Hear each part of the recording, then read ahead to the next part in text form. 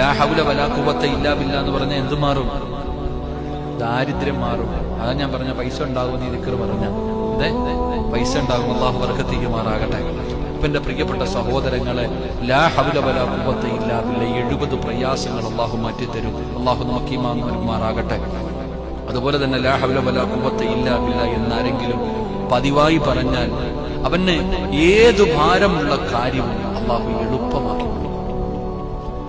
മഹാനവറുകൾ പറയുന്നു, മഹാനായ ശൈഖുൽ ഇസ്ലാം ഇബ്നു ഖയ്യിം തങ്ങൾ പറയാണ്, ആരെങ്കിലും ഒരു മനുഷ്യൻ ലാ ഹൗല വലാ ഖുവത ഇല്ലാ ബില്ലാ എന്ന് പറഞ്ഞാൽ ഏത് ഭാരമുള്ള കാര്യം, നീ വലിയ പ്രയാസമെന്ന് പറയുന്ന കാര്യം, നീ വലിയ പ്രയാസമാണ് എന്ന് കരുതുന്ന ഏത് കാര്യവും അള്ളാഹു അത് നിനക്ക് എളുപ്പമാക്കി തരും. 2, എല്ലാവിധ ഭീതിയും അവൻ എല്ലാം നിന്റെ ഭയം അള്ളാഹു മാറ്റി തരും. പേടി, അല്ലെ? ഏത് കാര്യത്തിന് പോകുമ്പോഴും നമുക്ക് പേടിയാണ്, ഇല്ല?